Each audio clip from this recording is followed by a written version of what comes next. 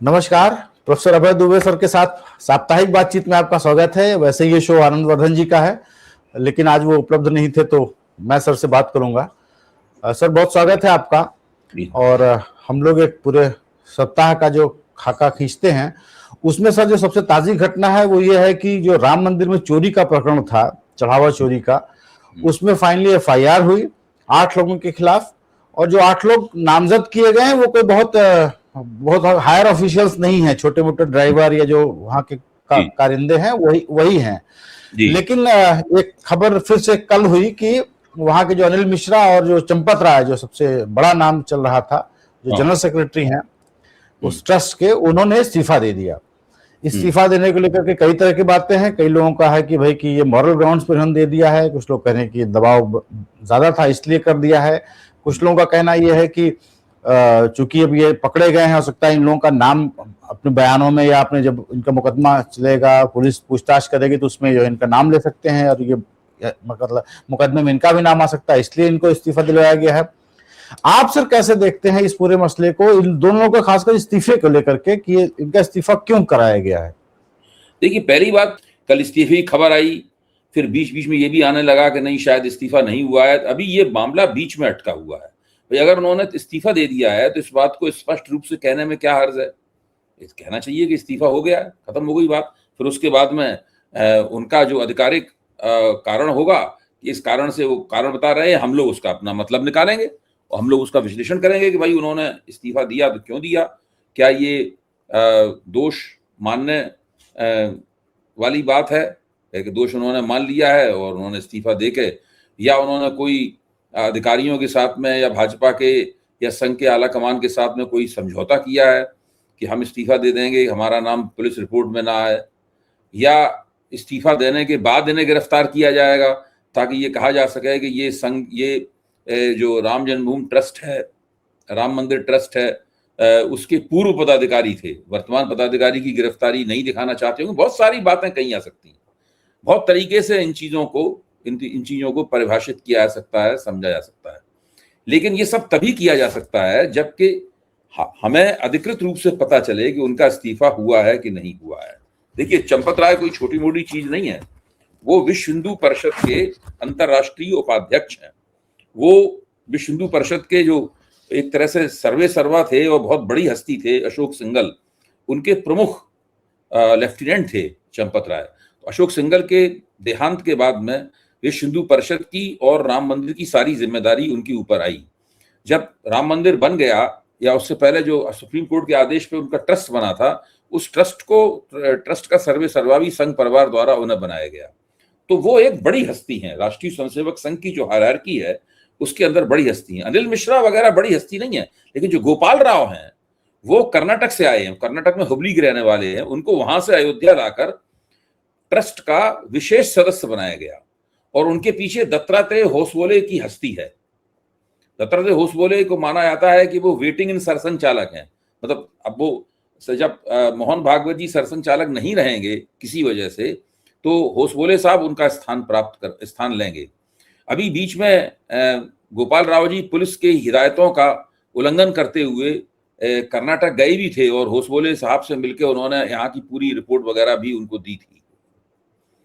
और जो उनका भतीजा है होसबोले साहब का, उसके जो काम थे वो काम भी बहुत बड़े संदिग्ध थे। उनके बारे में नहीं, उनका भतीजा गोपाल राव का, उनके बारे में कहा जाता था कि वो एक बोरे में एक सामग्री भर के कुछ दिनों बाद ट्रेन में रख के ले जाता था कर्नाटक, वहां से खाली हाथ हवाई जहाज में बैठ के आता था और ये काम उसने 50 से ज्यादा बार किया।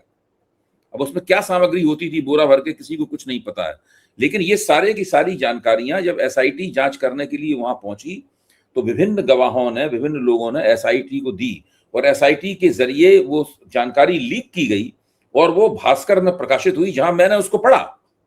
और अभी तक इस प्रकार की जानकारी, मैं इस बात को 50 बार कह चुका हूं, कोई खंडन तो किसी ने किया नहीं।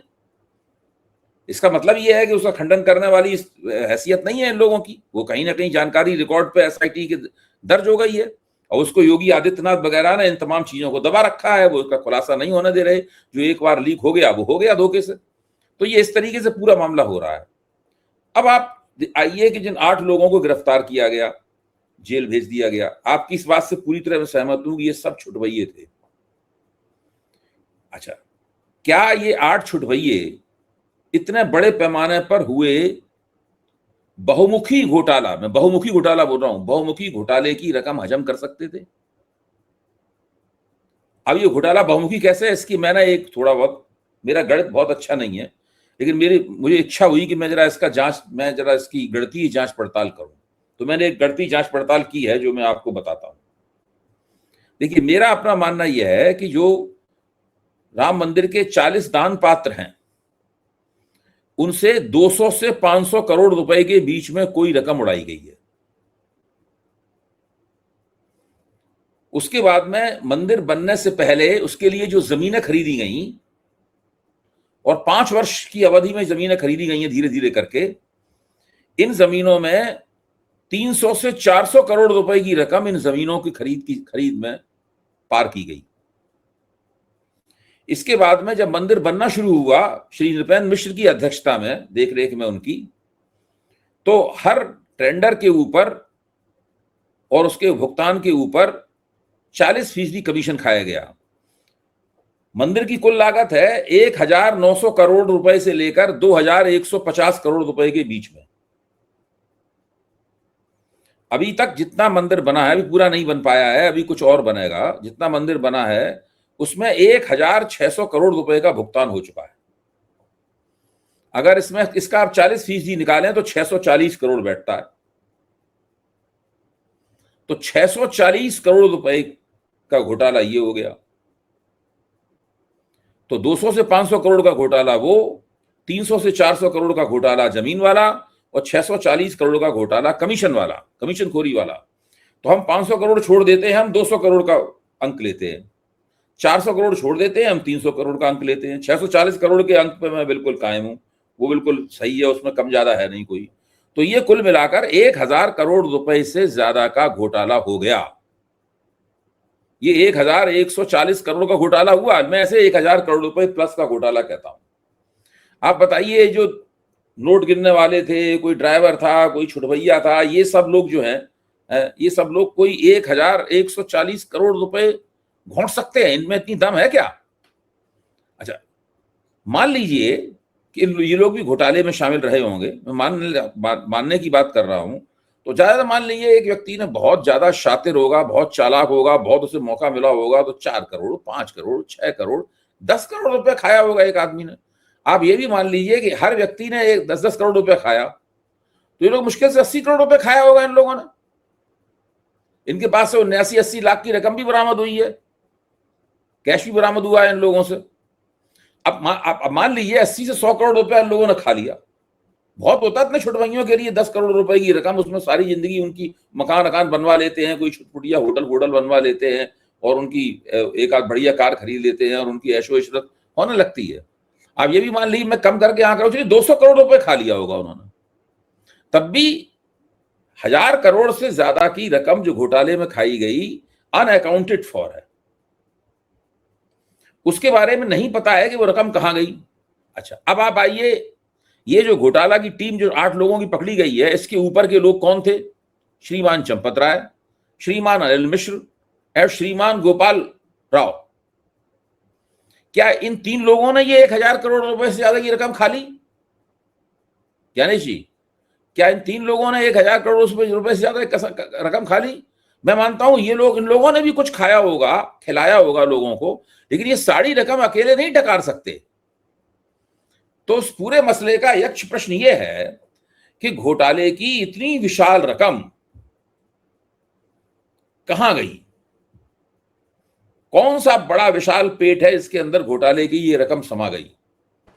ये राष्ट्रीय स्वयंसेवक संघ के पेट में समा गई, विश्व हिंदू परिषद के पेट में समा गई, ये रकम भारतीय जनता पार्टी के पेट में समा गई, ये कहां गई रकम?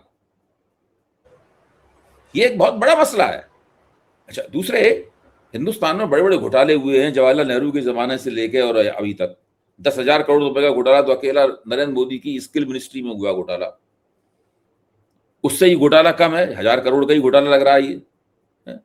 लेकिन इस घोटाले का महत्व उससे ज्यादा है। इसलिए महत्व है क्योंकि ये सरकार के कोष में या किसी सरकारी योजना में हुआ घोटाला नहीं है।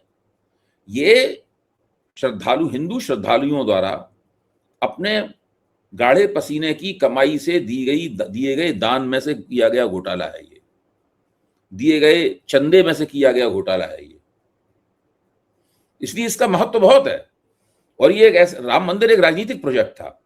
इस राम मंदिर के जरिए आप जब देखिए, जब एक बार अशोक सिंघल इस बात पर राजी हो गए थे, महंत अवैधनाथ के इस प्रस्ताव पर राजी हो गए थे कि इस तरीके से यहां तक मामला हो जाए तो हम मंदिर आंदोलन बंद कर देंगे। तो इस पे बाला साहब देवरस ने अशोक सिंघल को बुला के डांटा था और कहा था कि हम तो तुम्हें बुद्धिमान समझते थे, तुम तो बड़े मूर्ख स्वयंसेवक निकले। तो अशोक सिंघल ने कहा क्यों परम पूजनीय? तो उन्होंने कहा कि ये राम मंदिर का आंदोलन बंद करने के लिए नहीं हमने शुरू किया है। इसका मकसद यह है कि हिंदुओं को राजनीतिक रूप से गोलबंद करना, एकताबद्ध करना, ये इसका मकसद है। राम के नाम के मंदिर तो बहुत से हैं और भविष्य में बनते रहेंगे। राम मंदिर बनाए ना बनाए, इससे हमारा मतलब नहीं है कोई। हमारा मतलब यह है कि इस आंदोलन से आग जलते रहनी चाहिए और हिंदुओं की गोलबंदी जारी रहनी चाहिए। ये एक महत्वपूर्ण बात है हिंदू समाज में, ये जो हिंदुत्ववादी चेतना का प्रसार करता है आंदोलन। इसके बाद में अशोक सिंघल अपने इस वायदे से फिर गए और उन्होंने वो सब जो वायदा उन्होंने किया था वो वापस ले लिया उन्होंने वायदा। तो आप इससे समझ सकते हैं कि यह राम मंदिर आंदोलन का महत्व क्या था। उस राम मंदिर के आंदोलन, जब उसके परिणाम स्वरूप काफी प्रतीक्षा के बाद में और काफी बड़े संघर्ष के बाद में जब एक मंदिर बना, जिस मंदिर की प्रधानमंत्री ने प्राण प्रतिष्ठा की, उस मंदिर के चढ़ावा में, जमीन घोटाले में और निर्माण में होने वाले ये जो भ्रष्टाचार है, ये भ्रष्टाचार देश में अगर करोड़ों और इससे भी ज्यादा करोड़ों रुपए का भ्रष्टाचार, करोड़ों गुना का भ्रष्टाचार होता, उससे भी ज्यादा महत्वपूर्ण है। जी, मैं सर एक और बात पूछना चाह रहा था। जैसे कि आपने कहा ना कि इतनी बड़ी रकम हजम कर पाना इन छोटे छोटे कारकुनों के बस की बात नहीं थी। दूसरा सर क्या है कि ये कोई ऐसी चोरी नहीं है कि रैंडमली कभी एक दिन मौका मिला और किसी ने एक दिन पैसा चुरा लिया। ये तो संगठनिक रूप से सतत प्रक्रिया के तहत ये रोज हो रहा था। चढ़ावे गायब किए जा रहे थे, कैश हटाया जा रहा था, सोना चांदी, मूर्तियां, चढ़ावे, जो कुछ भी आ रहा था, तो ये सबको दिख रहा होगा। और इन लोगों की इतनी हैसियत है नहीं कि इसको ऐसे ही हजम कर जाए। अगर ये छोटे छोटे कारिंदे, अगर ये लोग फॉर्च्यूनर चल रहे थे, बड़े घर बनवा रहे थे, घर में लिफ्टें लगवा रहे थे, तो ये सबको दिख भी रहा होगा। ये जो प्रशासनिक ट्रस्ट है 15 लोगों का, वो क्या कर रहा था, पहला सवाल। दूसरा से जरा मैं योगी आदित्यनाथ के ऊपर भी बात करना चाहता हूं कि जब से पकड़ हुआ योगी जी बड़े जोश में थे कि आप लोग अभी चुप रहिए, बस 15 दिन दे दिए एसआईटी को, दूध का दूध और पानी का पानी हो जाएगा। सर अभी तक तो नहीं लग रहा कहीं दूध का दूध पानी का पानी हो रहा है। ये तो दूध में पानी ही मिलाए जा रहे हैं। योगी जी को आप देखिए, सुनिए, तो वो इस पे सीरियसली इसकी कोई जांच करने की बजाय वो ज्यादा हमला जो है वो सपा और कांग्रेस पे कर रहे हैं कि ये लोग राम के ऊपर गोली चलवाने वाले, कार से ऊपर गोली चलवाने वाले। योगी को शायद अपनी राजनीतिक जमीन हिलती हुई दिख रही है क्योंकि अगले जल्दी चुनाव है 6 महीने बाद। उनके इस रवैये पे सर जरा मैं आपको, योगी जी की समस्या ये है कि वो दुविधा में है और उनकी दुविधा रणनीतिक दुविधा है। अगर यही घोटाले का प्रकरण 1 साल पहले इसका भंडाफोड़ हुआ होता तो योगी जी के पास सामने इतनी बड़ी दुविधा नहीं होती। योगी जी कोई एसआईटी, मान लो कल्पना कीजिए कि 1 साल पहले घटित हुआ होता, योगी जी एसआईटी बनाते और एसआईटी में जिन जिन के जांच में आते योगी जी उन सबको नाप देते मुख्यमंत्री के तौर पर। अभी तक उन्होंने चंपत राय को जेल भेज दिया होता, क्योंकि चंपत राय से वो निजी तौर पर सुना जाता है काफी चिढ़ते हैं। चंपत राय से उनकी एक बार मुंह जुबानी झपट भी हो चुकी है। यहां तक कि बिल्कुल जब घोटाले के बाद वो अयोध्या का दौरा करने आए थे तो उन्होंने सरकारी आदेश जारी करवाया था कि मेरी साथ बैठक में चंपत राय जी ना आए, वो अपने किसी प्रतिनिधि को भेज दें। ये बड़े इंपॉर्टेंट बात है। यानी चंपत राय को इतना नापसंद करते हैं और अनिल मिश्रा और गोपाल राव वगैरह की तो उनके सामने कोई औकात ही नहीं है, तो कोई ठहरते ही नहीं है। चंपत राय बड़ी हस्ती है असंघ की हायरार्की में, तो वो अभी तक उन्होंने जेल भेज दिया होता, सबको ठोक पीट के उन्होंने बराबर कर दिया होता उन्होंने योगी जी ने। और बड़ा उनको बल्ले बल्ले होती अगर वो ऐसा करते तो उनकी बड़े बल्ले बल्ले होती और हिंदू हृदय सम्राट के रूप में वो अपने आप को स्थापित कर लेते। और वो इसके जरिए नरेंद्र मोदी और अमित शाह को भी एक एक अदृश्य चपत लगाई होती उन्होंने उसमें। अब समस्या ये है कि ये जो चुनाव है बिल्कुल सिर पर खड़ा हुआ है, और योगी जी इस बात को जानते हैं कि वो बिना भाजपा आला कमान के सक्रिय और बिल्कुल सच्चे सहयोग के बिना उत्तर प्रदेश का चुनाव नहीं जीत सकते। और ये भी वो जानते हैं कि अगर उनमें और आला कमान में टकराव होता रहा जैसा लोकसभा चुनाव के दौरान था, तो वो चुनाव हार भी सकते हैं। और उत्तर प्रदेश का चुनाव हारने या बहुत खराब प्रदर्शन करने का सीधा परिणाम यह है कि योगी जी की जो राजनीतिक महत्वाकांक्षा है वो समाप्त हो जाना, राजनीति ही समाप्त हो जाएगी उनकी। वो फिर वो गोरखपुर में जाकर सुबह शाम घंटी टंटनाने के अलावा और कोई काम करने लायक नहीं रहेंगे। ज्यादा से ज्यादा वो एमपी बने रह सकते हैं वहां पे गोरखपुर में, जो पहले भी थे मुख्यमंत्री बनने से पहले। इसके अलावा वो कुछ किसी काम के नहीं रहेंगे। तो उनकी तो राजनीति का पटाक्षेप हो जाएगा। उनके लिए तो ये मेक एंड ब्रेक है, मेक और ब्रेक है। तो मैं कहना ये चाहता हूं कि ये जो दुविधा है उनकी, ये दुविधा उन्हें तरह तरह की डींगे मारने की तरफ ले जा रही है, और वो भी एक आवरण तैयार कर रहे हैं, कैमोफ्लेज तैयार कर रहे हैं, इसके पीछे वो छुप जाएं अपनी वो इस दुविधा को और अपनी इस क्योंकि वो इस वक्त किसी भी तरीके से नरेंद्र मोदी और अमित शाह को नाराज नहीं करना चाहते। वो चाहते हैं कि बिल्कुल उनके साथ उनके संबंध टनाटन रहें और वो लोग मिलकर चुनाव अच्छी तरीके से जीत जाएं, परिणाम सुंदर आए, तभी वो दोबारा उम्मीद कर सकते हैं कि उन्हें उत्तर प्रदेश का मुख्यमंत्री बनाया जाएगा। क्योंकि जब हम सब लोग इस बात को जानते हैं और शक करते हैं, योगी जी क्यों नहीं जानते होंगे कि भाई जरा भी परिणाम में गड़बड़ी हुई तो उनको हटा दिया जाएगा। यहां तक कि परिणाम अच्छा आने पर भी एक संभावना, अंदेशा ये है कि उनको मुख्यमंत्री नहीं बनाया जाएगा। तो ऐसी हालत में उनके लिए जरूरी तो यही है कि वो एक शानदार परिणाम निकालें, ऐसा परिणाम निकालें जिसके ऊपर उनकी लोकप्रियता की छाप लगी हो। तो इसलिए वो ये सब एक्टिंग कर रहे हैं, तरह तरह का अभिनय कर रहे हैं कि हम ये कर देंगे, वो कर देंगे, ये सब कर रहे हैं, और कांग्रेस और समाजवादी पार्टी के और आम आदमी पार्टी और अरविंद केजरीवाल वगैरह पे हमला कर रहे हैं। लेकिन दरअसल वो जिस दुविधा के शिकार हैं उसमें वो कुछ कर नहीं पा रहे हैं, और कुछ न कर पाने के कारण आजकल पब्लिक तो बहुत तेज है, सब लोगों को साफ दिख रहा है, और वो अपने लोगों से प्रचार भी करवा रहे हैं कि योगी जी ने कमाल कर दिया, कमाल कर दिया। ये सब प्रचार भी एक मतलब फालतू तक झूठा प्रचार भी हो रहा है, और झूठे प्रचार का कोई असर तो पड़ता नहीं है। पब्लिक इतनी मूर्ख है भी नहीं कि झूठे प्रचार में आ जाए। तो सब लोग समझ रहे हैं कि ये सब योगी जी की, भाजपा के आला कमान की, राष्ट्रीय स्वयंसेवक संघ की, चंपत राय की, नृपेंद्र मिश्रा की, ये सबकी मिली भगत है। अब आप सोचिए, खुलेआम ये आरोप है, रिकॉर्ड के ऊपर है, अखबारों में छप चुका है कि हर टेंडर में, हर भुगतान में 40% कमीशन दिया जाता था। किसकी अध्यक्षता में मंदिर बनवाया जा रहा था? यह प्रक्रिया किसकी अध्यक्षता में चल रही थी? श्री नृपेंद्र मिश्र की अध्यक्षता में, जो कि इस वक्त पीएमओ के प्रतिनिधि के तौर पर अयोध्या में ये सब काम कर रहे हैं। अभी तक नृपेंद्र मिश्र ने इस बात का खंडन नहीं किया है कि 40% का आरोप गलत है। क्या आपने सुना इस बात को? नहीं, कोई नहीं। एक बार भी उनके मुंह से नहीं निकला कि 40% कमीशन का आरोप गलत है। कोई कमीशन नहीं लिया गया, मेरी देखरेख में मंदिर बना, एक पैसा नहीं इधर से उधर हुआ।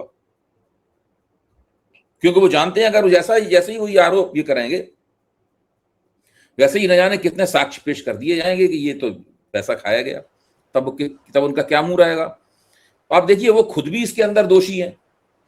इसीलिए दो तिकड़में की गई हैं। एक तिकड़म ये की गई है कि इस घोटाले को दूर, बहुत दिनों, कई साल से घोटाला हो रहा है, इसकी बजाय केवल 40 दिनों में सीमित कर दिया जाए। 40 दिनों में, केवल 40 दिन पहले ही शुरू हुआ, उससे पहले कुछ नहीं हो रहा था। और इसमें से जमीन घोटाले की जांच का एजेंडा जो है वो निकाल दिया जाए, और 40% कमीशन का एजेंडा जो है ना, कमीशन की जांच का एजेंडा निकाल दिया जाए। इसको केवल 40 दिन में हुई चढ़ावा चोरी तक सीमित कर दिया जाए। इससे क्या होगा कि चढ़ावा चोरी की मात्रा भी कम हो जाएगी, जमीन घोटाला जांच का विषय नहीं रहेगा, और निर्माण के दौरान हर भुगतान पर 40% कमीशन भी जांच का विषय नहीं रहेगी। तब फिर बड़े आराम से ये तर्क बढ़ाया जा सकता है कि जो 8 लोग हैं, सारी कारस्तानी और बदमाशी इन 8 लोगों की थी। मेरे ख्याल से तो ये तिकड़म इन्होंने सोची है और उस तिकड़म के मुताबिक पुलिस में FIR दर्ज कराई गई, इन 8 लोगों को पकड़ के भेज दिया गया। मुझे सर एक बात और समझाइए, ये जाहिर सी बात है तिकड़म किया जा रहा था, क्योंकि अगर तिकड़म ना होता तो जिस दिन ये मुद्दा खुला उस दिन ही चंपतराय का रिजाइन कर देना चाहिए था। एक SIT बनाई गई, फिर उसकी जांच हुई। सर मेरे पास तो यहां तक खबर है कि काफी चीजें ला करके वापस रखवाई गई हैं। जो चांदी सोना गला दिया गया था वो तो अब नहीं हो सकता है, ठीक कह रहे हैं, लेकिन काफी कुछ कैश और ये सब लाकर वापस रखवाया गया है। हाँ, कुछ चीजें वापस लाके भी डाली गई हैं ताकि कुछ तो बचाव हो सके। लेकिन मेरा सर सवाल ये है कि ये तिकड़म कौन कर रहा है? Who is calling the shots? Delhi या नागपुर? ये कहां से हो रहा है? PMO उसको कर रहा है या योगी जी कौन कर रहे हैं? और सारे लोग मिलकर कर रहे हैं। और इसमें अध्यक्षता जो है ना, वो 2 लोगों की है इसमें अध्यक्षता, क्योंकि वो 2 सर्वोच्च पद में, एक तो PMO के प्रतिनिधि और एक उत्तर प्रदेश सरकार के प्रतिनिधि योगी आदित्यनाथ और नृपेंद्र मिश्र मिलकर ये सारा का सारा छलावरण, मतलब जो है सारा का सारा लपेटा लपाटी वो लोग कर रहे हैं। मेरे ख्याल से उनसे ज्यादा इस मामले में कुशल और प्रभावी और कोई हो नहीं सकता। इसीलिए ध्यान कीजिए, जब SIT बनाई गई तो ये बयान किसने दिया था कि SIT जाकर मुख्यमंत्री से मिलेगी और उनसे मार्गदर्शन प्राप्त करेगी? ये बयान नृपेंद्र मिश्र ने दिया था। हाँ, तो अब बताइए, सब दोनों यही दोनों इन्हीं के नेतृत्व में, इन्हीं के मार्गदर्शन में, देख रेख में ये सारा ये दावा ढांका जा रहा है, दबाया जा रहा है, इन्हीं के उसमें हो रहा है। जी। एक सर और दुर्भाग्यपूर्ण खबर है कि जो ऑपरेशन सिंदूर चल रहा था जिस समय, उस समय बहुत हल्ला मचा था कि हमारा क्या क्या नुकसान हुआ, हमारे राफेल गिरे, हमारे सैनिक शहीद हुए।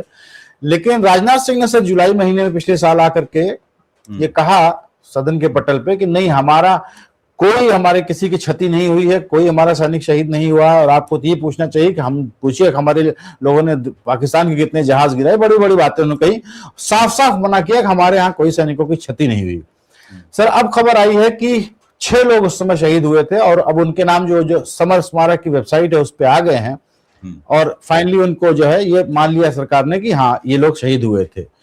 ये सब दुर्भाग्यपूर्ण बात, राजनाथ सिंह का इस तरीके से सदन के पटल पे झूठ बोलना, जो हमारी संप्रभुता है कि कहा जाता है भाई कि फ्लोर ऑफ द हाउस पे कोई झूठ नहीं बोलता है, इसको सर आप कैसे देखते हैं?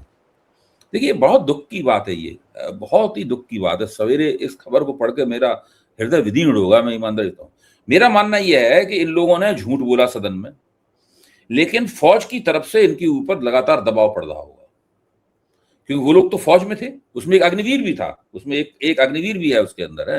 ये वो लोग तो फौज में थे और वो फौज में इस तरह से अगर कोई लड़ते हुए खेत रहता है, लड़ते हुए मारा जाता है, तो फौज चाहती है कि